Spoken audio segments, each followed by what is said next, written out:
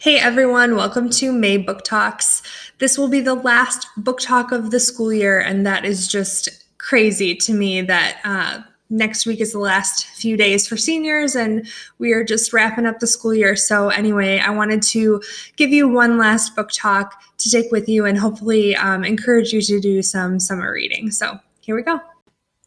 I'm still in a little bit of a reading slump because of being home and teaching and watching my daughter and just kind of like juggling a lot of things right now. So my motivation to read isn't as high as it normally is, but I've still got lots to talk about today. I'll talk about 3 of the books that I read this month, one book that connects to one of the books I read, a few page-to-screen adaptations that I've seen recently, and then what I'm currently reading, which also connects to some pieces that I read earlier in the past year or so, and then also what I've got on the docket for the summer. So let's go ahead and get into it. The first book that I'm going to talk about is one that I finished at the very beginning of May, and I mentioned it in my April book talks at the very end. But this book is called Bunny by Mona Awad. This is one of the strangest books that I've ever read. You can pause to read the description if you want, but it's about this girl, Samantha Mackey, and she is attending Warren University in an MFA writing program with a very small cohort of other women. I don't think there are any men in the writing cohort, but she's there on scholarship, and she's kind of a recluse. Like, she doesn't really like to socialize with the other members of the cohort, and she only has one other friend named Ava. So anyway, this cohort that she's a part of is made up of other girls or women, and they are very cliquey, and they all are very rich and like stylish, and they all have their individual quirks and like personalities, but they very much behave in a collective. It's almost like this hive mind thing where they all call each other bunny, and they're very like kind of annoying in the way that they interact with each other. Kind of like if you imagine like a really fake person and how they might talk to someone else that they really like or like want to like them.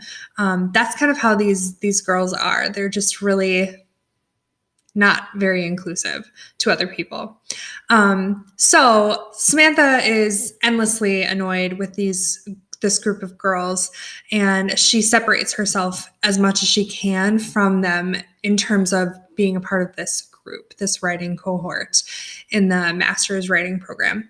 But then the girls invite her to be a part of their, they call it a smut salon, which is basically just like an off-campus workshop where they really like sandbox their writing and figure out how they're going to develop their style and get better.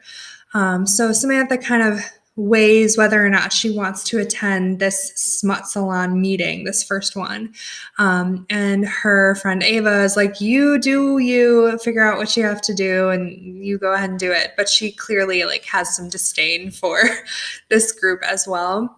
So Samantha ends up going, and from there on out, she's very much drawn into this other world of writing and the rituals that go along with their smut salon and these meetings. And she starts to learn kind of what really goes on there, which is very, very dark and not really what I was expecting as a reader.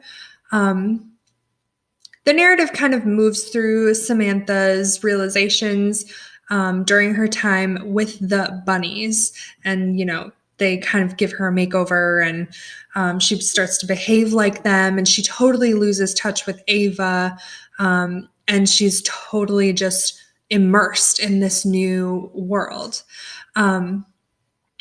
It gets really tricky for her as she starts to navigate being a bunny. And I don't really want to say too much about it, except that this book is super trippy.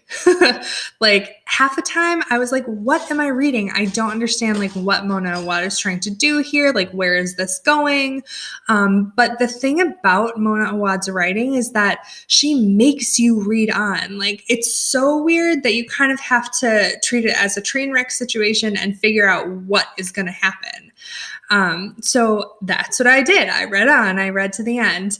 And it wasn't until I finished reading the book and read some reviews and watched some booktubers talk about this book that I started to understand like what Mona Awad's goal with this book was. And it's so stylized and so symbolic and almost allegorical in a way that I almost think that I have to reread it to fully appreciate this piece for what it's meant to do. So I also think there's some language that you kind of need to be aware of going in order to pick up on those cues that she wants you to pick up on. Like you kind of have to know, and now I'm trying to remember what those were, but there's a few of them that stick out when you're reading and you're like, what? Why do they keep using that phrase? And then, oh, kill your darlings. There's one.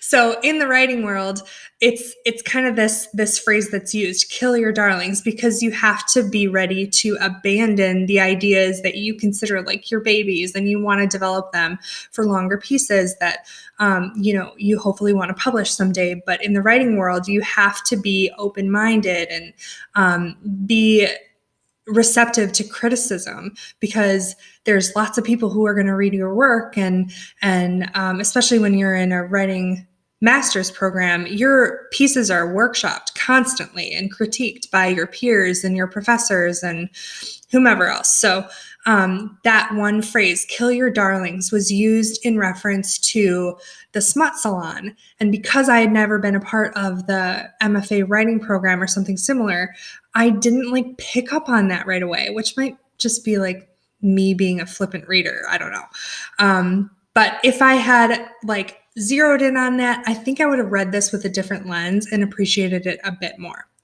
So again, I have a lot to say about this book, but it's very strange. It's totally like indulgent. Like you want to keep reading. I read this in just a couple days. It was so good and so engaging for me as a reader because it was so strange. So again, I want to read this again. We'll see if I ever end up reading it again, but check it out. It's a weird one. All right, so I get to teach modern literature at my high school, which is honestly one of the most rewarding experiences that I have as an educator, because I get to pair my love of contemporary literature with kind of feeding that for students who are figuring out who they are as individuals, but also as readers too. So I always feel like I bring in my passion for reading into my classroom, because what better model of reading for students than someone who is with them every day and reading outside of school. Anyway, it's just something that I really love about my job. So in Modern Lit, I used to teach this book called The Family Fang by Kevin Wilson. And if you don't know anything about the book, it's this story of this family, the Fangs, and they are performance artists. So they go out into the world and they like create these scenes that are supposed to disrupt life and help people to understand things about themselves and about humanity and society. And anyway, so Caleb and Camille are the parents, and Annie and Buster are the children. And the book is told in, present day, and then we also get some analepsis and flashback and things like that to tell the story of those children's upbringing in the performing world.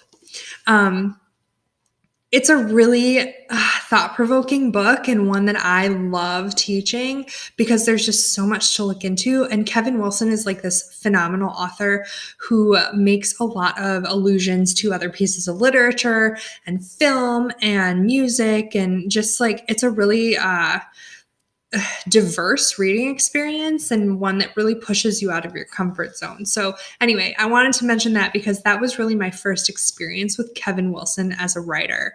And I love his writing and the things that he chooses to write about. Recently, and now I don't remember what year it was, but there was a film adaptation made of The Family Fang with Jason Bateman and Nicole Kidman and Christopher Walken and some really big names. And that film tended to have very polarizing effects on my students who had just finished reading the book. Anyway, we could probably talk about that until the cows come home, but it's cool that so many pieces of literature now are being adapted into film or even TV series as well. Most recently from Kevin Wilson, I read Nothing to See Here. There were a few pieces that he came out with between the Family Fang and Nothing to See Here, but I just haven't gotten to them yet. And the premise of this one sounded so interesting that I had to pick this one up first. So anyway, you can hold to read the description if you want. But basically, this book is about this woman, Lillian. And the book starts off with her as a youth going to this like boarding school, and she has this friend Madison who they kind of get into this situation where Lillian is no longer attending the school, but Madison does, and she goes on to do great things, and Lillian kind of has this like a bit more of a destitute life because of this lost opportunity that she had while going to this boarding school. So anyway, they keep in touch by writing letters, but they never really see each other in their adulthood until one day when Madison writes Lillian a letter asking her to come and visit. And when she does, Madison offers Lillian a job taking care of these two children of her husbands from a previous marriage who are, they were off living with their mother, but now the mother has passed away and the dad has to kind of take them in and I don't know, like be a dad. But the only hangup is that the dad is now in some pretty elevated levels of politics, and he is, seated for some even bigger roles. And as Madison's listening, or as Lillian is listening to all of this, she's like, cool, I'll stay here on this gorgeous estate and live in my own little house with these two kids and take care of them, and it's going to be amazing. And then Madison reveals what the catch is, and that is that these two kids, Roland and Bessie, catch on fire. They spontaneously combust when they get agitated. So Lillian has to figure out how to not only like keep these kids calm, but also like keep everybody safe if they do spontaneously combust.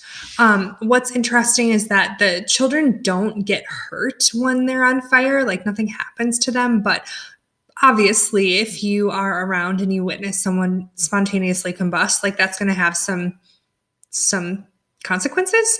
And for the dad, who's now like going to be stepping into an elevated role in politics, he can't really have that like liability on his hands. So Lillian, really, her job is to keep these kids away and like keep them hidden and make sure that they do not disrupt this guy's life. So I don't know. I really, really love this story because it's really short, but it packs a punch. And I use that phrase constantly, but like it really does pull at your heartstrings, and like you fall in love with these kids, and when you learn a bit more about their backstory, you fall even more deeply in love with them, and you root for them, and you root for Lillian, and you have strong feelings about the children's father and Madison as their stepmom, and there's a third child. I think his name is Timothy.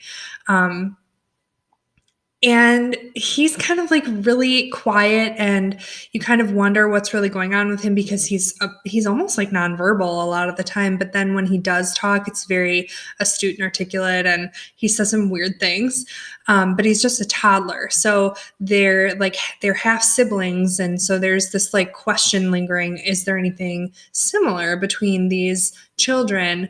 These pair spontaneously combust, but what about Timothy? What's going on with him? So that's another layer to this story that I really like. I really enjoyed this book. I rated it a 4 out of 5 and maybe even a 4.5 if I'm being honest. I just love Kevin Wilson's writing. He just really sweeps me along as a reader and keeps me engaged. And he just writes about the strangest things. And as I've mentioned in some of my other book talks, that's something that I'm really drawn to as a reader. So if you haven't checked this out, go ahead and do so. My dad is reading this copy right now, so I have to get this back to him today. But yeah, Kevin Wilson. Anyone who knows me well knows that The Princess Bride is by far my all-time favorite movie. And I had never read the book by William Goldman. And I decided that since a few people that I know have recently read the book and really loved it, that I should probably go ahead and do that. So this is The Princess Bride, and this is written by William Goldman. Actually, it's written by S. Morgenstern, this Florinese author, many, many, many years ago. But then it was abridged by William Goldman, who is both a writer and a screenplay writer and a filmmaker. And he's just like a jack of all trades, or was. He passed away now. But I have feelings about this because obviously, like, I grew up watching The Princess Bride, the movie, and if you've never seen that movie, like, please go ahead and do yourself a favor and do so. But this book was a really interesting reading experience because I love that movie so, so much, and it's very much like a part of who I am. This is an abridged version, which means that William Goldman took the source material and he pared it down to what he calls the good parts. In his introduction, there's actually 2 introductions in here.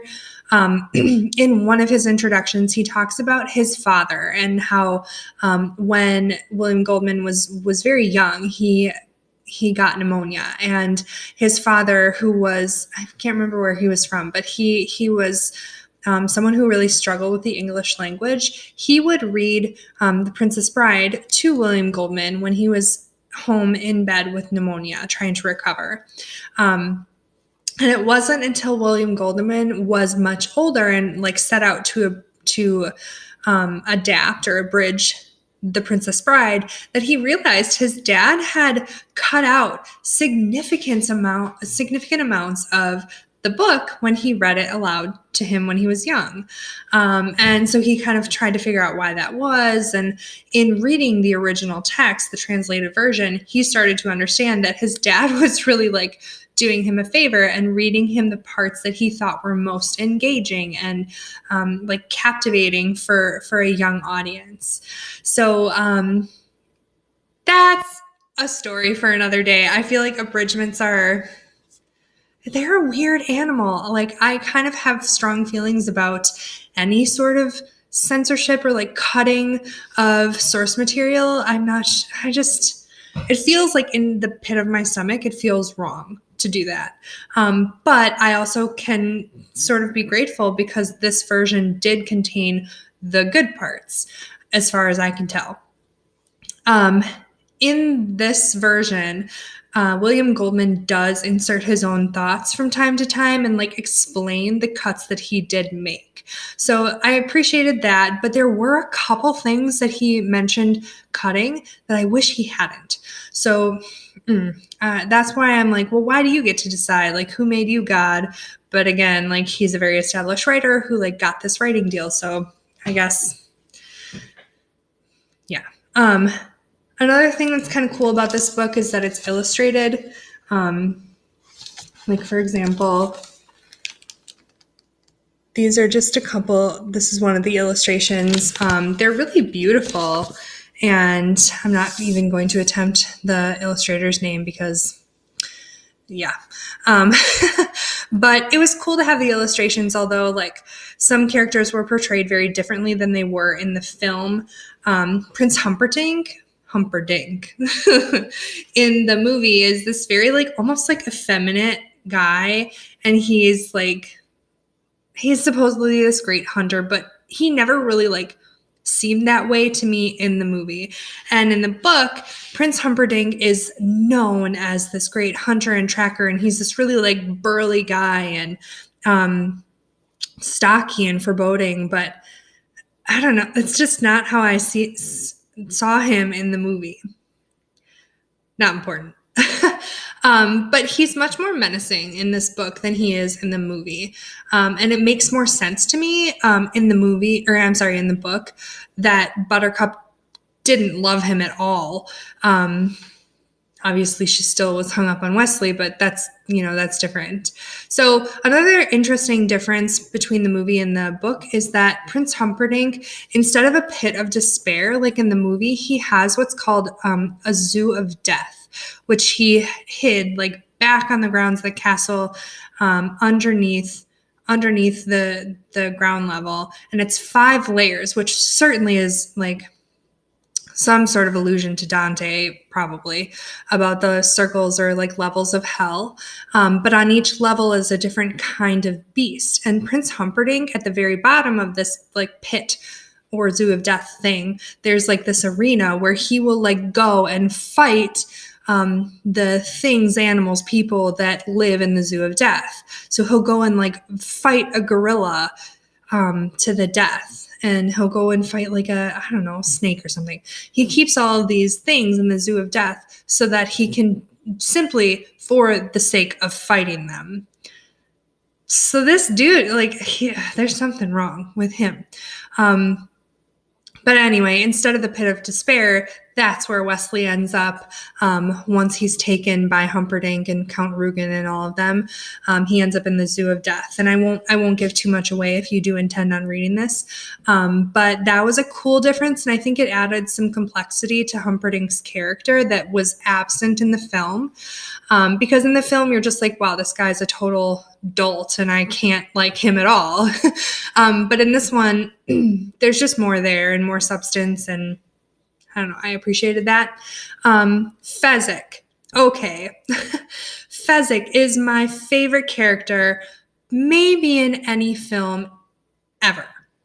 I just love Andre the Giant and his portrayal of Fezzik, and he's just so like warm and kind and humorous, and I don't know, he's my favorite part of that movie. And in the book, Fezzik is portrayed as such a simpleton. Like, yes, in the movie, Fezzik is a simpleton, but in the book, he's even more so, and to the point where you almost like can't consider him intelligent at all. Whereas in the movie, he has very like human sensibilities. Like he gets people, and he's there when you need some like comic relief or kindness or something. But in the book, he's just like constantly having to be guided by either Vizzini or Inigo, or I don't know, like he's just like not very independent at all.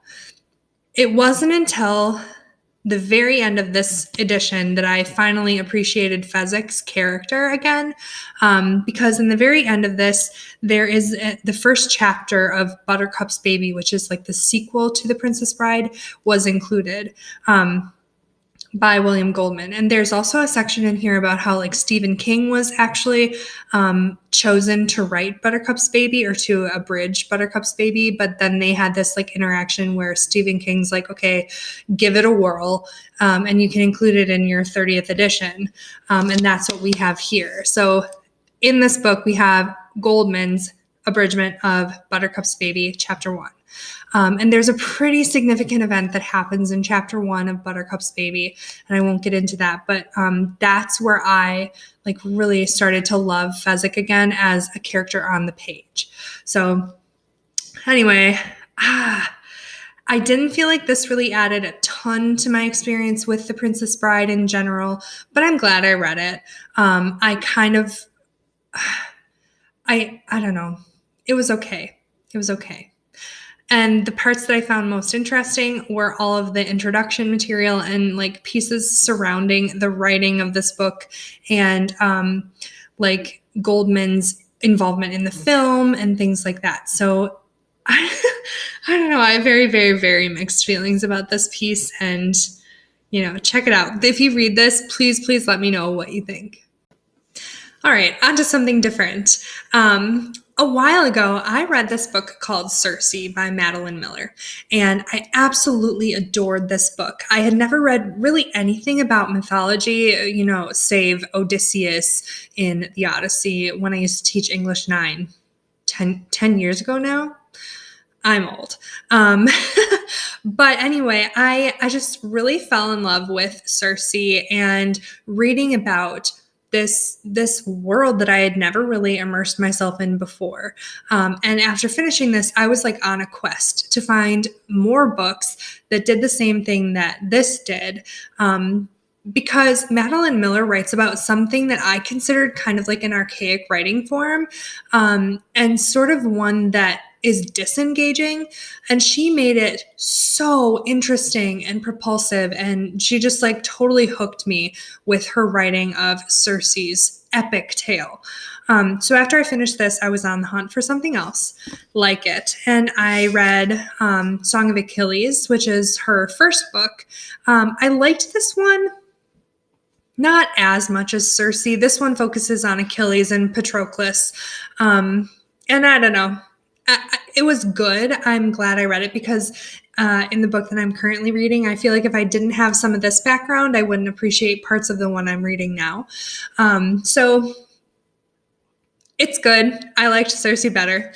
So yeah, the book I'm currently reading is called A Thousand Ships, and it's by Natalie Haynes. If you do not know anything about Natalie Haynes, please go and look her up on Instagram. She is the funniest woman that I've encountered in a long time. I think she's actually a comedian too, but she's a writer. She's written a number of pieces. This is the one that I chose to start with because it's brand new. It actually doesn't even come out in the US for a few months. I want to say September maybe. But I also recently discovered Book Depository, which you can order foreign editions of books and get them sent to you. It does take quite a while. Like this one took about 3 weeks to get to me, 4 weeks. I'm not sure. But it's cool. It's fine with me because I get to read this British edition now instead of waiting until September. So you can hold to read the description if you want, but this basically tells all of the stories from the Trojan War and the time period surrounding the Trojan War from women's perspectives. So you hear from like Calliope, and you hear from Helen of Troy, and you hear from, I don't know, just like all of these female characters whose voices we don't really get a lot of in our reading of Greek and Roman mythology. So anyway, this has been such a fun reading experience because the perspectives alternate between all of these women. And Natalie Haynes is an excellent writer when it comes to like imagery.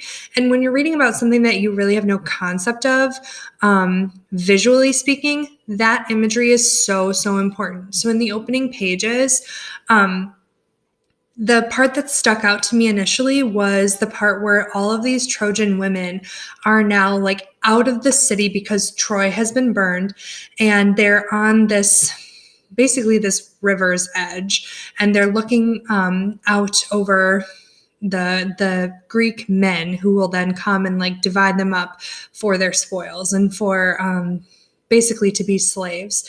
But behind them is the rubble of Troy, the smoking rubble of Troy. And it's this very like, this moment has a lot of dichotomy because it's very sad and tragic that their city has just been burned and all of their men are pretty much dead. But there's this sisterhood that happens that's sort of like unspoken in that moment. And it's just really, really powerful. And it happens right away. So she had me hooked from the get-go. And I love the short chapters in this piece. Anyway, I'm not done with this, so I shouldn't talk about this yet in such detail. But it's really enjoyable so far, and I'm probably not going to do another book talk until the end of summer. So anyway, I just wanted to mention this today because I'm very much enjoying it. I'm about 3/4 of the way through and plan on finishing this probably this weekend maybe. But if you're into mythology at all, check this out. Go check out Natalie Haynes.